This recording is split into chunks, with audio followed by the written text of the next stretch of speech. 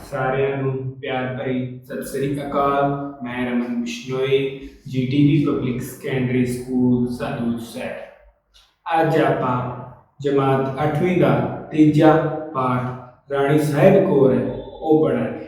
ਇਹ ਰਾਣੀ ਸਾਹਿਬ ਕੌਰ ਦੀ ਜੀਵਨੀ ਤੇ ਆਧਾਰਿਤ ਹੈ। ਇਹ ਰਾਣੀ ਸਾਹਿਬ ਕੌਰ ਦੇ ਉੱਤੇ ਲਿਖਿਆ ਗਿਆ ਹੈ, ਉਹਨਾਂ ਦੀ ਜੀਵਨ ਕਥਾ ਦਿੱਤੀ ਗਈ ਹੈ। ਰਾਣੀ ਸਾਹਿਬ ਕੌਰ ਸੀਗੀ ਉਹ ਇੱਕ ਬਹਾਦਰ ਸੈਨਿਕ ਸੀਗੀ ਪੰਜਾਬ ਦੀ। ਉਹਨਾਂ ਦੇ ਜੀਵਨ ਦਾ ਪੂਰਾ ਢਾਂਚਾ, ਪੂਰਾ ਜਦੋਜਹਿਦ ਤੇ ਉਹਨਾਂ ਦੀ ਵੀਰਤਾ ਬਾਰੇ ਇਸ ਪਾਠ ਵਿੱਚ ਦੱਸਿਆ ਗਿਆ ਹੈ। ਰਾਣੀ ਸਾਹਿਬ ਕੌਰ ਪੰਜਾਬ ਦੇ ਇਤਿਹਾਸ ਵਿੱਚ ਇੱਕ ਬਹਾਦਰ ਸੈਨਿਕ ਹੈ ਜਿਸ ਨੇ ਬਹੁਤ ਮੁਸ਼ਕਲ ਸਮੇਂ ਪੰਜਾਬ ਦੀ ਰਿਆਸਤ ਪਟਿਆਲਾ ਨੂੰ ਦੁਸ਼ਮਣਾਂ ਦੇ ਹੱਥੋਂ ਬਚਾਇਆ। ਇਹਦੇ ਵਿੱਚ ਦੱਸਿਆ ਗਿਆ ਹੈ ਕਿ ਰਾਣੀ ਸਾਹਿਬ ਕੌਰ ਹੈ ਇਹ ਪੰਜਾਬ ਦੇ ਇਤਿਹਾਸ ਦੀ ਇੱਕ ਬਹਾਦਰ ਸੈਨਿਕ ਹੈ ਜਿਨੇ ਮੁਸ਼ਕਲ ਸਮੇਂ ਵਿੱਚ ਪੰਜਾਬ ਦੀ ਪਟਿਆਲਾ ਰਿਆਸਤ ਨੂੰ ਦੁਸ਼ਮਣਾਂ ਦੇ ਹੱਥੋਂ ਬਚਾਇਆ ਸੀ। ਪਟਿਆਲੇ ਦੇ ਮਹਾਰਾਜਾ ਅਮਰ ਸਿੰਘ ਤੋਂ ਪਿੱਛੋਂ ਜਦੋਂ ਉਹਨਾਂ ਦਾ ਸਪੁੱਤਰ ਸਾਹਿਬ ਸਿੰਘ ਗੱਦੀ ਤੇ ਬੈਠਾ ਤਾਂ ਉਸ ਦੀ ਉਮਰ ਕੇਵਲ 7 ਸਾਲ ਸੀ।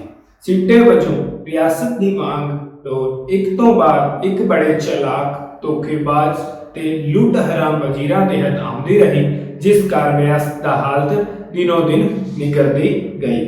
ਪਟਿਆਲੇ ਦਾ ਜਿਹੜਾ ਮਹਾਰਾਜਾ ਸੀ ਅਮਰ ਸਿੰਘ, ਉਹਦੇ ਪਿੱਛੋਂ ਜਦੋਂ ਸਾਹਿਬ ਸਿੰਘ ਗੱਦੀ ਤੇ ਬੈਠਾ ਤਾਂ ਉਸ ਦੀ ਉਮਰ ਕੇਵਲ 7 ਸਾਲ ਸੀ, ਯਾਨੀ ਕਿ ਉਹ ਬਹੁਤ ਛੋਟਾ ਸੀ। ਤੇ ਜਿਹੜੇ ਪੰਜਾਬ ਦੀ ਰਿਆਸਤੀ ਪਟਿਆਲਾ ਉਹਦੀ ਵੰਗਡੋਰ ਵਜ਼ੀਰਾਂ ਦੇ ਹੱਥ ਆਉਂਦੀ ਗਈ। ਅੱਗੇ ਤੋਂ ਅੱਗੇ ਵਜ਼ੀਰ ਬਦਲਦੇ ਗਏ ਤੇ ਜਿਹੜੇ ਵਜ਼ੀਰ ਸੀਗੇ ਉਹ ਧੋਖੇਬਾਜ਼ ਤੇ ਲੁੱਟ ਹਰਾਮ ਸੀ, ਜਿਹੜੇ ਪਟਿਆਲਾ ਦੀ ਰਿਆਸਤ ਨੂੰ ਨੁਕਸਾਨ ਪਹੁੰਚਾਉਂਦੇ ਸੀ ਤੇ ਇਸ ਤੋਂ ਉਸ ਦੀ ਹਾਲਤ ਬਹੁਤ ਹੀ ਖਰਾਬ ਹੋ ਗਈ।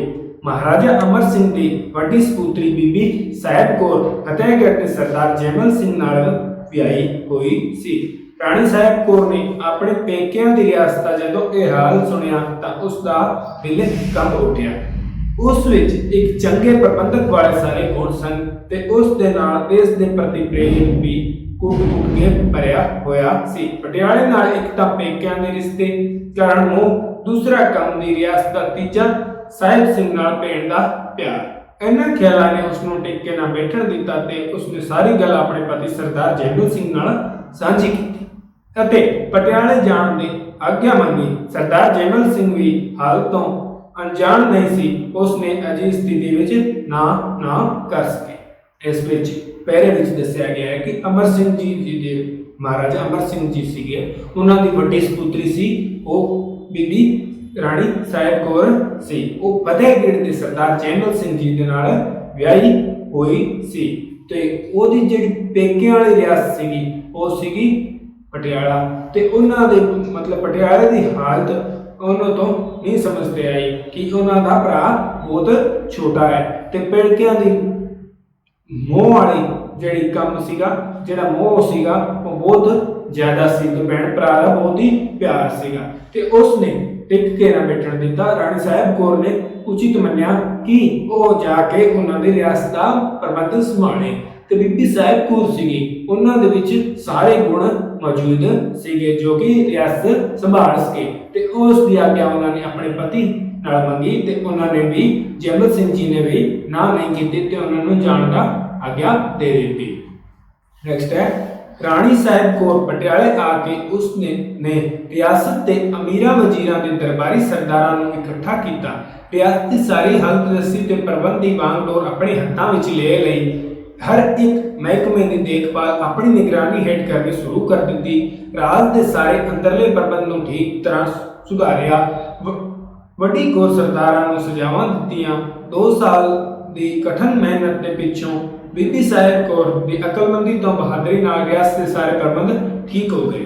ਜਦੋਂ ਬੀਬੀ ਸਾਹਿਬ ਕੌਰ ਉੱਥੇ ਪਟਿਆਲੇ ਆ ਗਈ ਤੇ ਉਹਨਾਂ ਨੇ ਜਿਹੜੇ ਵਜ਼ੀਰ ਸੀਗੇ, ਦਰਬਾਰੀ ਸੀਗੇ, ਉਹਨਾਂ ਨੂੰ ਇਕੱਠਾ ਕੀਤਾ ਤੇ ਇੱਕ ਬੈਠਕ ਬੁਲਾਈ ਤੇ ਸਾਰੀ ਦੇਖਭਾਲ ਸੀਗੀ ਉਹ ਆਪਣੀ ਨਿਗਰਾਨੀ ਹੇਠ ਸ਼ੁਰੂ ਕਰ ਦਿੱਤੀ ਤੇ ਜਿਹੜੇ ਧੋਖੇਬਾਜ਼ ਵਜ਼ੀਰ ਤੇ ਸਰਦਾਰ ਸੀਗੇ ਉਹਨਾਂ ਨੂੰ ਸਜ਼ਾਵਾਂ ਦਿੱਤੀਆਂ ਗਈਆਂ 2 ਸਾਲ ਦੇ ਮਗਰੋਂ ਜਦੋਂ ਉਹਨਾਂ ਦਾ ਪ੍ਰਬੰਧ ਠੀਕ ਹੋ ਗਿਆ ਤੇ ਪਟਿਆਲਾ ਰਿਆਸਤ ਆਪਣੀ ਨੀਂਦ ਮਜ਼ਬੂਤ ਕਰ ਲਈ। ਅੱਗੇ ਹੈ, ਪਰ ਇਸੇ ਸਮੇਂ ਜੀਂਦ ਦੀ ਰਿਆਸਤ ਉੱਤੇ ਅੰਗਰੇਜ਼ ਅਫਸਰ ਟਾਮਸਨ ਨੇ ਹਮਲਾ ਕਰ ਦਿੱਤਾ। ਭਾਵੇਂ ਜੀਂਦ ਦੇ ਮਹਾਰਾਜੇ ਦੀ ਫੌਜ ਨੇ ਮੁਕਾਬਲਾ ਤਾਂ ਬਹੁਤ ਕੀਤਾ, ਪਰ ਟਾਮਸਨ ਦੀ ਫੌਜ ਦੀ ਗਿਣਤੀ ਵਿੱਚ ਜ਼ਿਆਦਾ ਸੀ ਤੇ ਸਿੱਖੀ ਹੋਈ ਵੀ ਸੀਗੀ। ਬੀਬੀ ਸਾਹਿਬ ਕੌਰ ਨੂੰ ਜਦੋਂ ਸਿੱਖ ਰਿਆਸਤ ਜੀਂਦ ਦੇ ਖੁਸ਼ ਜਾਣ ਦੀ ਖਬਰ ਮਿਲੀ ਤਾਂ ਉਹ ਖੂਨ ਖੋਲ ਉੱਠਿਆ। ਉਸਨੇ ਉਸੇ ਸਮੇਂ ਆਪਣੀ ਫੌਜ ਅਫਸਰਾਂ ਨੂੰ ਬੁਲਾਇਆ ਤੇ ਫੌਜ ਤਿਆਰ ਕਰਕੇ ਭਾਰੀ ਲਸ਼ਕਰ ਲੈ ਕੇ ਆਪ ਜੀਂਦ ਪਹੁੰਚੀ।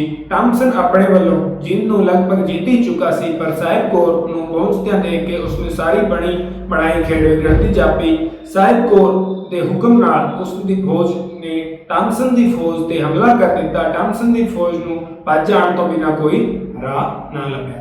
ਇਸ ਵੇਲੇ ਵਿੱਚ ਦੱਸਿਆ ਗਿਆ ਹੈ ਕਿ ਜਦੋਂ ਪਟਿਆਲਾ ਦਾ ਪ੍ਰਬੰਧ ਠੀਕ ਹੋ ਗਿਆ ਤਾਂ ਉਹਨਾਂ ਦੀ ਜਿਹੜੀ ਨਾਲ ਵਾਲੀ ਰਿਆਸਤ ਸੀਗੀ ਉਹਦਾ ਨਾਮ ਸੀਗਾ ਜੀਂਦ। ਉਹਦੇ ਉੱਤੇ ਅੰਗਰੇਜ਼ ਦੇ ਅਫਸਰ ਟਾਮਸਨ ਦੀ ਫੌਜ ਸੀਗੀ, ਉਹਨੇ ਹਮਲਾ ਕਰ ਦਿੱਤਾ।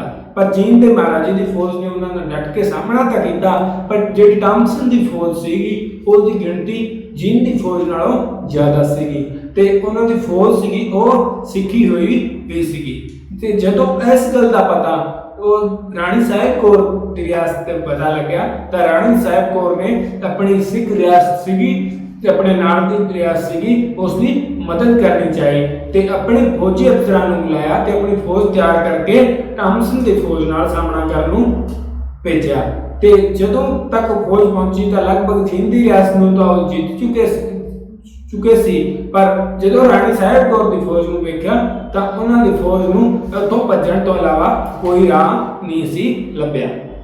ਅੱਗੇ ਹੈ 1794 ਦੇ ਸਿਆਲ ਦੀ ਰੁੱਤ ਸੀ। ਰਿਆਸਤ ਦਾ ਕੰਮ ਆਰਾਮ ਨਾਲ ਚੱਲ ਰਿਹਾ ਸੀ। ਫਿਰ ਅਚਾਨਕ ਇੱਕ ਦਿਨ ਹਰਕਾਰਾ ਰਾਜ ਮਹਿਲ ਵਿੱਚ ਆਇਆ ਤੇ ਉਸਨੇ ਰਾਣੀ ਸਾਹਿਬ ਕੌਰ ਨੂੰ ਦੱਸਿਆ ਕਿ ਅੱਟਾ ਰਾਓ ਮਹਾਰਾਟੇ ਦੇ ਖਿਆਲ ਪਟਿਆਲੇ ਉੱਤੇ ਅਚਨਚੇਤ ਹਮਲਾ ਕਰਨ ਦਾ ਹੈ ਤੇ ਉਹ ਰਿਆਸਤ ਪਟਿਆਲਾ ਵੱਲ ਵਧਦੇ ਆ ਰਹੇ ਹੈ।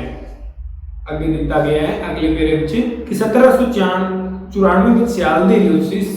ਪੂਰਾ ਜਿਹੜਾ ਕੰਮ ਸੀਗਾ ਉਹ ਆਰਾਮ ਨਾਲ ਚੱਲ ਰਿਹਾ ਸੀ। ਫਿਰ ਅਚਾਨਕ ਉਹਨਾਂ ਦੇ ਰਾਜ ਮਹਿਲ ਵਿੱਚ ਸੰਦੇਸ਼ ਆਇਆ, ਮੈਸੇਜ ਆਇਆ ਕਿ ਰਾਣੀ ਸਾਹਿਬ ਕੌਰ ਨੂੰ ਦੱਸਿਆ ਕਿ ਅੱਟਾ ਰਾਓ ਮਹਾਰਾਟੇ ਸੀਗਾ, ਉਹਨਾਂ ਦੇ ਖਿਆਲ ਹੈ ਪਟਿਆਲੇ ਉੱਤੇ ਅਚਨਚੇਤ ਵੀ ਅਚਾਨਕ ਹਮਲਾ ਕਰਨਾ ਚਾਹੁੰਦੇ ਹੈ। ਉਹ ਪਟਿਆਲਾ ਵੱਲ ਦਿੱਲੀ ਮਤਲਬ ਅੱਗੇ ਵਧਦੇ ਆ ਰਹੇ ਹੈ ਕਿ ਉਹਨਾਂ ਨੂੰ ਨੁਕਸਾਨ ਪਹੁੰਚਾਉਣਾ ਚਾਹੁੰਦੇ ਹੈ। ਬੀਬੀ ਸਾਹਿਬ ਕੌਰ ਦਾ ਖੂਨ ਉਬਾਲੇ ਖਾਣ ਲੱਗਾ। ਉਸਨੇ ਇੱਕ ਸਾਰੀ ਦਰਬਾਰ ਲਾਇਆ। ਸਾਰੀ ਗੱਲ ਸਰਦਾਰਾਂ ਤੇ ਦਰਬਾਰੀਆਂ ਨਾਲ ਕੀਤੀ ਤੇ ਦਰਬਾਰੀਆਂ ਦਾ ਧਿਆਨ ਆਪਣੇ ਵੱਲ ਕਰਦਿਆਂ ਫਰਮਾਇਆ, ਮੇਰੇ ਪਿਆਰੇ ਭਰਾਓ, ਪਹਿਲਾਂ ਵੀ ਸਾਨੂੰ ਮਲ ਵਜ਼ੀਰ ਦੀਆਂ ਸਤਰੰਜ ਦੀਆਂ ਚਾਲਾਂ ਕਾਰਨ ਮਰਾਠਿਆਂ ਦੇ ਮੂੰਹ ਨੂੰ ਲਹੂ ਲੱਗ ਚੁੱਕਿਆ ਸੀ। ਰਿਆਸਤ ਪਟਿਆਲੇ ਨੂੰ ਦੇਖ ਕੇ ਉਹਨਾਂ ਦੇ ਮੂੰਹਾਂ ਵਿੱਚ ਪਾਣੀ ਭਰ ਆਇਆ ਹੈ। ਇਹੋ ਕਾਰਨ ਹੈ ਕਿ ਹੁਣ ਨਿਤ ਨਵੇਂ ਸੂਰਜ ਪਟਿਆਲੇ ਵੱਲ ਵਧਦੇ ਆ ਰਹੇ ਹੈ। ਉਹਨਾਂ ਨੇ ਇਹ ਮਰਜ਼ੀ ਹੈ ਕਿ ਇੱਥੋਂ ਸਾਰਾ ਮਾਲ ਅਸਬਾਬ ਕਾਬੂ ਕਰ ਲੈਣ ਤੇ ਸਾਡੀ ਸੁਤੰਤਰਤਾ ਖੋਹ ਲੈਣ ਤੇ ਇਸ ਰਿਆਸਤ ਨੂੰ ਗੁਲਾਮੀ ਦੀਆਂ ਜੰਜੀਰਾਂ ਤੇ ਜਕੜ ਦਿੱਤਾ ਜਾਵੇ। ਜੇ ਤੁਸੀਂ ਆਪਣੀ ਇੱਜ਼ਤ ਬਚਾਉਣੀ ਚਾਹੁੰਦੇ ਹੋ ਤਾਂ ਤੁਹਾਨੂੰ ਇਸ ਮੁਲਕ ਕੁਰਬਾਨੀ ਦੀ ਸ਼ਕਲ ਵਿੱਚ ਦੇਣਾ ਪਵੇਗਾ। ਆਓ ਇਕੱਠੇ ਹੋ ਕੇ ਆਪਣੀ ਇੱਜ਼ਤ ਤੇ ਕੌਮ ਦੀ ਰਿਆਸਤ ਲਈ ਧਰਮ ਯੁੱਧ ਵਿੱਚ ਜੁੜੀਏ। ਇਸ ਸਮੇਂ ਮੇਰਾ ਤੇ ਤੁਹਾਡਾ ਸਭ ਦਾ ਇਮਤਿਹਾਨ ਦਾ ਵਕਤ ਹੈ। ਇਸ ਪੈਰੇ ਵਿੱਚ ਦੱਸਿਆ ਗਿਆ ਹੈ ਕਿ ਇਹ ਗੱਲ ਸੁਣੀ ਕਿ ਉਹਨਾਂ ਦੇ ਜਿਹੜੇ ਪਟਿਆਲੇ ਵੱਲ ਅੱਟਾ ਰਾਓ ਦੀ ਸੈਨਾ ਹੈ ਪਟਿਆਲੇ ਵੱਲ ਵੱਧਦੀ ਆ ਰਹੀ ਹੈ ਤਾਂ ਬੀਬੀ ਸਾਹਿਬ ਕੌਰ ਦਾ ਸੀਗਾ ਖੂਨ ਉਬਾਲੇ ਖਾਣ ਲੱਗਿਆ ਤੇ ਉਸਨੇ ਦਰਬਾਰ ਲਾਇਆ ਤੇ ਆਪਣੀ ਸਾਰੀ ਫੌਜ, ਸਾਰੇ ਸੈਨਿਕ, ਸਾਰੇ ਦਰਬਾਰੀਆਂ ਨੂੰ ਇਕੱਠਾ ਕਰਕੇ ਫਰਮਾਇਆ ਕਿ ਪਿਆਰੇ ਭਰਾਓ, ਆਪਣੀ ਜਿਹੜੀ ਪਹਿਲਾਂ ਦੀ ਫੌਜ ਸੀਗੀ ਉਹਨਾਂ ਦੇ ਮਹਾਰਾਟਿਆਂ ਦੇ ਮੂੰਹਾਂ ਨੂੰ ਲਹੂ ਲੱਗ ਚੁੱਕਿਆ ਹੈ ਕਿ ਆਪਣੇ ਦਰਬਾਰ ਨੂੰ ਉਹ ਖਤਮ ਕਰਨਾ ਚਾਹੁੰਦੇ ਹੈ ਤੇ ਨਿਤ ਨਵੇਂ ਸੂਰਜ ਮਤਲਬ ਦਿੱਲੀ ਉਹ ਆਪਣੇ ਵੱਲ ਵਧਦੇ ਆ ਰਹੇ ਹੈ। ਇਹੋ ਕਾਰਨ ਹੈ ਕਿ ਮਰਜ਼ੀ ਤੇ ਸਾਰਾ ਕੰਮ ਮਾਲ ਆਪਣੀ ਰਿਆਸਤ ਦਾ ਕਾਬੂ ਕਰਕੇ ਆਪਣੀ ਰਿਆਸਤ ਨੂੰ ਉਹ ਗੁਲਾਮ ਬਣਾਉਣਾ ਚਾਹੁੰਦੇ ਹੈ ਤੇ ਹੁਣ ਆਪਾਂ ਨੂੰ ਸਮੇਂ ਹੈ ਕਿ ਆਪਣੀ ਰਿਆਸਤ ਦੀ ਇੱਜ਼ਤ ਬਚਾਉਣੀ ਹੈ ਤੇ ਇਸ ਲਈ ਆਪਾਂ ਨੂੰ ਆਪਣੀ ਜਾਨ ਦੀ ਕੁਰਬਾਨੀ ਵੀ ਦੇਣੀ ਪੈ ਸਕਦੀ ਹੈ ਤੇ ਆਪਾਂ ਨੂੰ ਇਕੱਠੇ ਹੋ ਕੇ ਇੱਜ਼ਤ ਆਪਣੀ ਬਚਾਉਣ ਲਈ ਇਕੱਠੇ ਹੋ ਕੇ ਧਰਮ ਯੁੱਧ ਵਿੱਚ ਜੁੜਨਾ ਹੈ ਤੇ ਇਹ ਆਪਣਾ ਜਿਹੜਾ ਇਮਤਿਹਾਨ ਦਾ ਪ੍ਰੀਖਿਆ ਦਾ ਟਾਈਮ ਹੈ। ਅਗਲੇ ਪੇਰੇ ਵਿੱਚ ਦੱਸਿਆ ਹੈ ਸਾਹਿਬ ਕੌਰ ਜੀ ਦਾ ਲੰਬਾ ਭਾਸ਼ਣ ਸੁਣ ਕੇ ਦਰਬਾਰੀਆਂ ਦਾ खून खोल उठिया, देश प्यार दे वलवले जाग उठे ते ਉਹ ਜੰਗ ਲਈ ਤਿਆਰ ਹੋ ਗਏ। ਜਦੋਂ ਇਹ ਗੱਲ ਕਹੀ ਵੀ ਆਪਾਂ ਦਾ ਇਮਤਿਹਾਨ ਦਾ ਵਕਤ ਹੈ ਤਾਂ ਸਾਰੀ ਸਾਹਿਬ ਕੋਰ ਦੀ ਸੈਨਾ ਸੀਗੀ ਤੇ ਉਹਨਾਂ ਦਾ ਲੰਮਾ ਭਾਸ਼ਣ ਸੁਣ ਕੇ ਉਹਨਾਂ ਦਾ ਵੀ ਖੂਨ ਖੋਲ ਉੱਠਿਆ ਤੇ ਦੇਸ਼ ਪਿਆਰ ਦੀ ਸੀਗੀ ਉਹ ਭਾਵਨਾ ਜਾਗ ਉੱਠੀ ਤੇ ਦੇਸ਼ ਦੀ ਲੜਾਈ ਲਈ ਤਿਆਰ ਹੋ ਗਏ। ਨੈਕਸਟ ਹੈ ਮਰਦਾਪੁਰ ਦੀ ਥਾਂ ਤੇ ਇੱਕ ਪਾਸੇ ਅੱਟਾ ਰਾਓ ਅਤੇ ਲక్ష్మణ ਰਾਓ ਮਰਾਠੇ ਸਰਦਾਰ 30,000 ਦੀ ਗਿਣਤੀ ਵਿੱਚ ਹਥਿਆਰਬੰਦ ਫੌਜ ਲੈ ਕੇ ਆ ਗਏ। ਦੂਜੇ ਪਾਸੇ ਸਾਹਿਬ ਕੋਰ ਦੀ ਫੌਜ ਦੇ 7,000 ਦੇ ਭਗਤ ਸਿਰ ਤਲੀ ਤੇ ਰੱਖ ਕੇ ਮੈਦਾਨ ਜੰਗ ਵਿੱਚ ਜਾ ਜੁਟੇ। ਮਰਦਾਪੁਰ ਜਿਹੜੀ ਥਾਂ ਸੀਗੀ ਉੱਥੇ ਅੱਟਾ ਰਾਓ ਅਤੇ ਲక్ష్మణ ਰਾਓ ਮਰਾਠੇ ਦੀ ਸਰਦਾਰ ਜਿਨ੍ਹਾਂ ਦੀ ਫੌਜ ਸੀਗੀ ਉਹ 30,000 ਦੀ ਗਿਣਤੀ ਵਿੱਚ ਲੈ ਕੇ ਆ ਗਏ ਯੁੱਧ ਲਈ ਤਿਆਰ ਹੋ ਗਏ ਤੇ ਦੂਜੇ ਪਾਸੇ ਸੀਗੀ ਸਾਹਿਬ ਕੌਰ ਜੀ ਦੀ ਜਿਹੜੀ ਵੀ ਸੈਨਾ ਸੀਗੀ ਉਸ ਦੀ ਗਿਣਤੀ ਲਗਭਗ 7,000 ਸੀਗੀ ਉਹ ਵੀ ਆਪਣੀ ਜਾਨ ਤਲੀ ਤੇ ਲੈ ਕੇ ਤਿਆਰ ਹੋ ਗਈ। ਨੈਕਸਟ ਹੈ ਤਲਵਾਰਾਂ ਮਿਆਨ ਵਿੱਚੋਂ ਕੱਢਣ ਤੋਂ ਪਹਿਲਾਂ ਸਾਹਿਬ ਕੌਰ ਨੇ ਮਰਾਠੇ ਸਰਦਾਰ ਵੱਲ ਅਕਾਰਾ ਭੇਜ ਕੇ ਉਹਨੂੰ ਸੁਨੇਹਾ ਦਿੱਤਾ ਜੋ ਇਸ ਤਰ੍ਹਾਂ ਸੀ।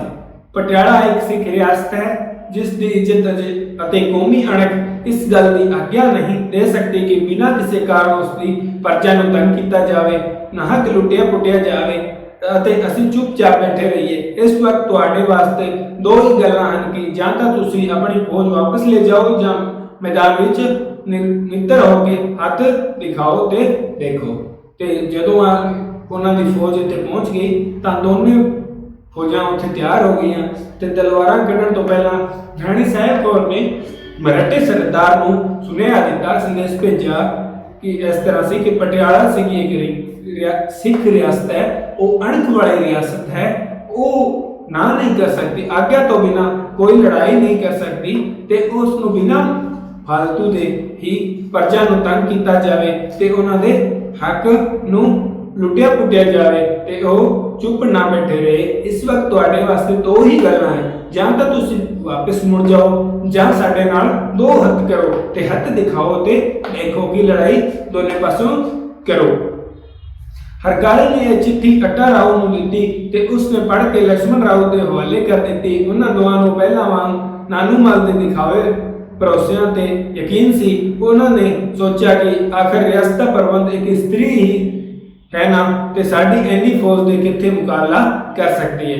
ਹਰਕਾਰੇ ਦੀ ਜਿਹੜੀ ਚਿੱਠੀ ਸੀ ਉਹ ਪਹਿਲਾਂ ਅੱਟੇ ਰਾਓ ਨੂੰ ਦਿੱਤੀ ਗਈ ਤੇ ਉਸ ਤੋਂ ਬਾਅਦ ਉਹ ਅੱਟੇ ਰਾਓ ਤੋਂ ਬਾਅਦ ਉਹ ਚਿੱਠੀ ਸੀਗੀ ਉਹ ਲక్ష్మణ ਰਾਓ ਕੋਲ ਪਹੁੰਚੀ ਤੇ ਉਸਨੇ ਇਹ ਪੜ੍ਹ ਕੇ ਤੇ ਉਸ ਨੂੰ ਇਹ ਲੱਗਿਆ ਕਿ ਇਹ ਜਿਹੜੀ ਉਹਨਾਂ ਨਾਨੂ ਨੇ ਜਿਹੜੀ ਉਹਨਾਂ ਨੂੰ ਦਿਖਾਈ ਸੀ ਬਈ ਤੁਸੀਂ ਇੱਕ ਇਸਤਰੀ ਦੀ ਫੌਜ ਨੂੰ ਕੀ ਸਮਝਦੇ ਹੋ, ਤੁਸੀਂ ਉਸ ਦੇ ਨਾਲ ਲੜ ਸਕਦੇ ਹੋ ਤੇ ਉਹ ਉਹਨੂੰ ਫੌਜ ਨੂੰ ਮੁਕਾਬਲਾ ਨਹੀਂ ਕਰ ਸਕਦੀ। ਉਸ ਤੋਂ ਬਾਅਦ ਉਹਨਾਂ ਨੇ ਜੰਗ ਦਾ ਐਲਾਨ ਕਰਨ ਲਈ ਤਿਆਰ ਸੀ। ਮਰਾਠੇ ਸਰਦਾਰ ਨੇ ਜੰਗ ਦਾ ਬਿਗਲ ਵਜਾਉਣ ਦਾ ਹੁਕਮ ਦਿੱਤਾ। ਦੋਹੀਂ ਪਾਸੇ ਤਲਵਾਰਾਂ ਲਿਸ਼ਕੀਆਂ, ਤੀਰਾਂ ਨਾਲ, ਤਲਵਾਰਾਂ ਦਾ ਤਲਵਾਰਾਂ ਨਾਲ, ਸਵਾਰਾਂ ਦਾ ਸਵਾਰਾਂ ਨਾਲ ਮੁਕਾਬਲਾ ਹੋਇਆ। ਤੀਜੇ ਪਹਿਰ ਤੱਕ ਬਹੁਤ ਭਿਆਨਕ ਹਾਲਤ ਹੋ ਗਈ ਸੀ। ਮੈਦਾਨ ਲਾਸ਼ਾਂ ਨਾਲ ਭਰਿਆ ਪਿਆ ਸੀ ਪਰ ਅਜੇ ਵੀ ਦੋਹਾਂ ਪਾਸਿਆਂ ਤੋਂ ਜੋਸ਼ ਠਾਠਾ ਮਾਰ ਰਿਹਾ ਸੀ। ਇੱਕ ਫਲਣ ਲੱਗਾ। ਅੱਟਾ ਰਾਓ ਨੂੰ ਫੌਜ ਦਾ ਦਿਲ ਟੁੱਟਦਾ ਦਿਸਿਆ। ਉਸਨੇ ਫੌਜ ਨੂੰ ਉਤਸ਼ਾਹਿਤ ਕਰਨ ਲਈ ਬਹੁਤ ਹੱਲਾਸ਼ੇਰੀ ਦਿੱਤੀ। ਮਰਦਾਪੁਰ ਦੀ ਭੂਮੀ ਇੱਕ ਵਾਰ ਫਿਰ ਪਰਲੇ ਦਾ ਨਮੂਨਾ ਬਣ ਗਈ। ਇੱਕ ਪਾਸੇ ਮਰਾਠੇ ਆਪਣੇ ਨਾਮ ਦੀ ਲਾਜ ਰੱਖਣ ਲਈ ਮਰ ਕੇ ਵੀ ਪਿੱਛੇ ਨਾ ਹਟਣ ਦਾ ਪ੍ਰਣ ਕਰ ਬੈਠੇ ਸੀ ਤੇ ਦੂਜੇ ਪਾਸੇ ਸਰਦਾਰ ਆਪਣੀ ਕੌਮ ਦੀ ਆਨ ਬਾਨ ਸ਼ਾਨ ਕਾਇਮ ਰੱਖਣ ਲਈ ਸਿਰ ਤਲੀ ਤੇ ਰੱਖ ਕੇ ਲੜ ਰਹੇ ਸੀ। ਚਾਰੇ ਪਾਸੇ ਲੋਥਾਂ ਹੀ ਲੋਥਾਂ ਸਨ। ਮਰਾਠੇ ਸਰਦਾਰ ਸੀਗਾ, ਉਸਨੇ ਯੁੱਧ ਕਰਨ ਦਾ ਬਿਗੁਲ ਵਜਾਉਣ ਦਾ ਹੁਕਮ ਦਿੱਤਾ ਗਿਆ। ਦੋਵੇਂ ਪਾਸੇ ਜਿਹੜੀ ਤਲਵਾਰਾਂ ਲਿਸ਼ਕ ਰਹੀਆਂ ਸੀ, ਤਲਵਾਰਾਂ ਦਾ ਸਾਹਮਣਾ ਤਲਵਾਰਾਂ ਨਾਲ ਸੀਗਾ, ਸਵਾਰਾਂ ਦਾ ਸਾਹਮਣਾ ਤਲਵਾਰਾਂ ਨਾਲ ਸੀਗਾ ਤੇ ਤੀਰਾਂ ਨਾਲ ਵੀ ਲੜ ਰਹੇ ਸੀ। ਤੀਜੇ ਪਹਿਰ ਮਤਲਬ ਦੁਪਹਿਰ ਤੋਂ ਬਾਅਦ ਤੱਕ ਵੀ ਭਿਆਨਕ ਹਾਲਤ ਹੋ ਚੁੱਕੀ ਸੀ। ਦੋਨੇ ਪਾਸੇ ਹੀ ਲਾਸ਼ਾਂ ਵਿਚ ਗਈਆਂ ਸੀ ਤੇ ਅੱਟਾ ਰਾਓ ਦੀ ਫੌਜ ਦਾ ਦਿਲ ਟੁੱਟਦਾ ਦਿਸ ਰਿਹਾ ਸੀ ਤੇ ਉਹ ਹੁਣ ਆਪਣੀ ਫੌਜ ਨੂੰ ਹੱਲਾਸ਼ੇਰੀ ਦੇਣ ਲਈ ਉਤਸ਼ਾਹਿਤ ਕਰ ਰਿਹਾ ਸੀ ਤੇ ਮਰਦਾਪੁਰ ਦੀ ਭੂਮੀ ਵਿੱਚ ਇੱਕ ਵਾਰ ਫੇਰ ਸੀਗਾ ਪਰਲੇ ਦਾ ਨਮੂਨਾ ਬਣ ਗਿਆ ਸੀ ਤੇ ਨਾਮ ਆਪਣੇ ਜਿਹੜੇ ਅੱਟਾ ਰਾਓ ਸੀ ਮਰਾਠੇ ਦੀ ਫੌਜ ਸੀਗੀ ਉਹ ਆਪਣੇ ਨਾਂ ਦੀ ਲਾਜ ਰੱਖਣ ਕਾਰਨ ਉਹਨਾਂ ਦੀ ਫੌਜ ਦੇ ਬਹੁਤ ਹੀ ਨੁਕਸਾਨ ਹੋ ਚੁੱਕਿਆ ਸੀ। ਫਿਰ ਵੀ अपनी जान ते बाजी ला के प्रण कर बैठे सी ते सरदार भी अपनी कौम दी सीगी आन बान शान लई लड़ रहे सी सिर तले ते रख के ते चारे पासा लासां ही लासां विछियां पईयां सीगा। दोहां धਿਰਾਂ ਦੇ सिर धड़ दी बाजी लगी हुई सी। आखिर संझ होण ते लड़ाई मट्ठी पै गई। साहिब कौर ने सरदार नाल सलाह कीती ते एक राय दस्सिया कि हुण वेरी थके टुटे हन, हुण वो अपने खेमियां विच बेसुरत पए हन, हुण रात नूं छापा मारिया जावे तां दुश्मन दा नसण जोगा ना खड़ा जोगा रहेगा ते सरदारां ने इह सलाह नूं सिर मथे मंनिया।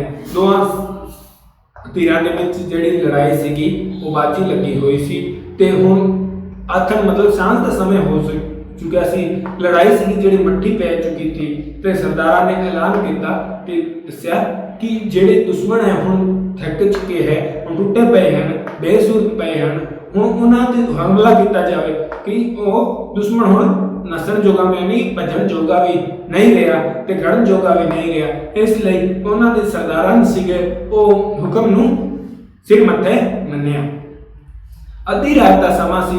ਅਚਨਚੇਤ ਨਗਾਰੇ ਦੀ ਚੋਟ ਮਾਰੀ ਗਈ ਤੇ ਜੈਕਾਰੇ ਬੁਲਾਏ ਗਏ। ਸਾਹਿਬ ਕੌਰ ਦੀ ਫੌਜ ਤੂਫਾਨ ਵਾਂਗ ਵਧੀ। ਵੇਰੀ ਦੇ ਖੇਮਿਆਂ ਵਿੱਚ ਅੱਧੀ ਰਾਤ ਨੂੰ ਹੋਏ ਇਸ ਅਚਾਨਕ ਹਮਲੇ ਕਾਰਨ ਭਗਦੜ ਮਚ ਗਈ। ਅੱਧੀ ਰਾਤ ਨੂੰ ਜਦੋਂ ਨਗਾਰੇ ਨੇ ਚੋਟ ਮਾਰੀ ਵੀ ਯੁੱਧ ਦਾ ਦੁਬਾਰਾ ਐਲਾਨ ਕੀਤਾ, ਜੈਕਾਰੇ ਬੁਲਾਏ ਗਏ ਤਾਂ ਤੂਫਾਨ ਦੇ ਵਾਂਗੂ ਰਾਣੀ ਸਾਹਿਬ ਕੌਰ ਦੀ ਜਿਹੜੀ ਫੌਜ ਸੀਗੀ ਉਹ ਅੱਗੇ ਵਧੀ ਤੇ ਰਾਤ ਨੂੰ ਅਚਨਚੇਤ ਮਤਲਬ ਅੱਧੀ ਰਾਤ ਨੂੰ ਆਪਣੇ ਹੋਸ਼ ਖੋ ਬੈਠੇ ਦੁਸ਼ਮਣਾਂ ਨੂੰ ਅਚਾਨਕ ਹਮਲੇ ਦਾ ਕਾਰਨ ਭਗਦੜ ਮਚ ਗਈ।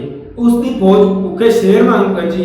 ਇੱਕ ਘੰਟੇ ਦੀ ਲਗਾਤਾਰ ਲੜਾਈ ਨਾਲ ਮਰਹਟਾਂ ਦੇ ਪੈਰ ਉਖੜ ਗਏ ਤੇ ਉਹ ਮੈਦਾਨ ਛੱਡ ਕੇ ਨੱਸ ਗਏ। ਜਿੱਤ ਰਾਣੀ ਸਾਹਿਬ ਕੌਰ ਦੀ ਹੋਈ। ਦਿਨ ਚੜੇ। ਰਾਣੀ ਸਾਹਿਬ ਕੌਰ ਦੀ ਫੌਜ ਨੇ ਸਿਪਾਹੀ ਰਣਜੀਤ ਨਗਾਰਾ ਵਜਾਉਂਦੇ ਪਟਿਆਲੇ ਪਹੁੰਚੇ। ਰਾਣੀ ਸਾਹਿਬ ਕੌਰ ਦੀ ਬਹਾਦਰੀ ਦੀਆਂ ਧੂਮਾਂ ਪੈ ਚੁੱਕੀਆਂ ਸੀ। ਉਹਨਾਂ ਦੀ ਫੌਜ ਭੁੱਖੇ ਸ਼ੇਰ ਵਾਂਗੂ ਗੱਜੀ ਤੇ ਦੁਸ਼ਮਣਾਂ ਨੂੰ ਲੜਾਈ ਨਾਲ ਮਰਾਠਿਆਂ ਦੇ ਪੈਰ ਉਖੜ ਗਏ ਤੇ ਉਹ ਉਥੋਂ ਭੱਜ ਗਏ ਤੇ ਰਾਣੀ ਸਾਹਿਬ ਕੌਰ ਜੀ ਸੀਗੀ ਉਹਨਾਂ ਦੀ ਜਿੱਤ ਹੋਈ ਤੇ ਦਿਨ ਚੜੇ ਬਾਅਦ ਰਾਣੀ ਸਾਹਿਬ ਕੌਰ ਦੀ ਫੌਜ ਸਿਪਾਹੀ ਰਣਜੀਤ ਸਿੰਘ ਨਗਾਰਾ ਵਜਾਉਂਦੇ ਹੋਏ ਪਟਿਆਲਾ ਪਹੁੰਚੇ ਤੇ ਰਾਣੀ ਸਾਹਿਬ ਕੌਰ ਦੀਆਂ ਜਿੱਤ ਦੀਆਂ ਧੂਮਾਂ ਚਾਰੇ ਪਾਸੇ ਪੈ ਰਹੀਆਂ ਸੀ। ਇਸ ਤਰ੍ਹਾਂ ਬਹਾਦਰ ਸਿੰਘਣੀ ਨੇ ਸਿੰਘ ਧਰਮ ਦੀ ਦੇਸ਼ ਦੀ ਇੱਜ਼ਤ ਬਚਾ ਲਈ। ਉਸਨੇ ਮਰਾਠਿਆਂ ਨਾਲ ਟੱਕਰ ਲੈ ਕੇ ਇਹ ਸਿੱਧ ਕਰ ਦਿੱਤਾ ਕਿ ਦੇਸ਼ ਦੇ ਇਸ ਕੌਮ ਦੇ ਮਰਦ ही बहादुर नहीं सगों औरतां भी किसी वालों पीछे नहीं। बेटी साहिब कौर ने ਦਾ ਨਾਮ ਪਟਿਆਲੇ ਦੇ ਰਾਜ ਘਰਾਣੇ ਦੀਆਂ ਬਹਾਦਰ ਮਹਾਰਾਣੀਆਂ ਵਿੱਚ ਸਭ ਤੋਂ ਪਹਿਲਾਂ ਲਿਆ ਜਾਂਦਾ ਹੈ। ਇਸ ਵਿੱਚ ਦੱਸਿਆ ਗਿਆ ਕਿ ਜਿਹੜੀ ਰਾਣੀ ਸਾਹਿਬ ਕੌਰ ਸੀਗੀ ਉਹ ਇੱਕ ਬਹਾਦਰ ਸ਼ੇਰਨੀ ਸੀਗੀ। ਉਸ ਨੇ ਮਰਾਠਿਆਂ ਨਾਲ ਲੜਾਈ ਕਰਕੇ ਆਪਣੀ ਕੌਮ ਦੀ ਆਪਣੀ ਨਾਮ ਰੱਖਿਆ ਸੀ ਤੇ ਉਸ ਦੀ ਕੌਮ ਨੇ ਇਹ ਸਿੱਧ ਕਰ ਦਿੱਤਾ ਸੀ ਕਿ ਰਾਣੀ ਸਾਹਿਬ ਕੌਰ ਨੇ ਕਿ ਇਸਤਰੀਆਂ ਵੀ ਕਿਸੇ ਵਕਤੋਂ ਮਰਦਾਂ ਤੋਂ ਘੱਟ ਨਹੀਂ ਤੇ ਆਪਣੇ ਪਟਿਆਲੇ ਦੇ ਰਾਜ ਘਰਾਣੇ ਵਿੱਚ ਸੀਗੇ। ਬਹਾਦਰ ਸ਼ੇਰਨੀਆਂ ਵਿੱਚ ਪਹਿਲਾ ਨਾਮ ਬੀਬੀ ਸਾਹਿਬ ਕੌਰ ਦਾ ਗਿਣਿਆ ਜਾਂਦਾ ਹੈ। ਇਸ ਪਾਠ ਵਿੱਚ ਬੀਬੀ ਸਾਹਿਬ ਕੌਰ ਦੀ ਜੀਵਨੀ ਬਾਰੇ ਦੱਸਿਆ ਗਿਆ ਹੈ ਕਿ ਉਸ ਦੀ ਰਿਆਸਤ ਦਾ ਪ੍ਰਬੰਧ ਕਿਵੇਂ ਸੀਗਾ, ਉਸਨੇ ਕਿਵੇਂ ਸੁਧਾਰ ਕੀਤਾ ਤੇ ਉਸ ਦੇ ਨਾਲ ਕਿਵੇਂ ਲੜਾਈਆਂ ਲੜੀਆਂ ਗਈਆਂ ਤੇ ਦੁਸ਼ਮਣਾਂ ਨੂੰ ਕਿਵੇਂ ਹਰਾਇਆ ਗਿਆ। ਤੇ ਇਸ ਵਿੱਚ ਆ ਸੁਣਿਆ ਦਿੱਤਾ ਗਿਆ ਹੈ ਵੀ ਔਰਤ ਵੀ ਕਿਸੇ ਪੱਖੋਂ ਮਨੁੱਖਾਂ ਵਿੱਚ ਪਿੱਛੇ ਨਹੀਂ ਹੈ, ਔਰਤ ਵੀ ਮਰਦਾਂ ਨਾਲੋਂ ਕਿਤੇ ਵੀ ਪਿੱਛੇ ਨਹੀਂ ਸੀਗੇ। ਤੇ ਇਸ ਵਿੱਚ ਤੁਹਾਨੂੰ ਪੜ੍ਹਿਆ ਕਿਵੇਂ ਲੱਗਿਆ, ਇਸ ਲਈ ਤੁਸੀਂ ਲਾਈਕ ਜ਼ਰੂਰ ਕਰਿਓ। ਸਾਰਿਆਂ ਨੂੰ ਫੇਰ ਇੱਕ ਵਾਰ ਸਤਿ ਸ੍ਰੀ ਅਕਾਲ, ਧੰਨਵਾਦ।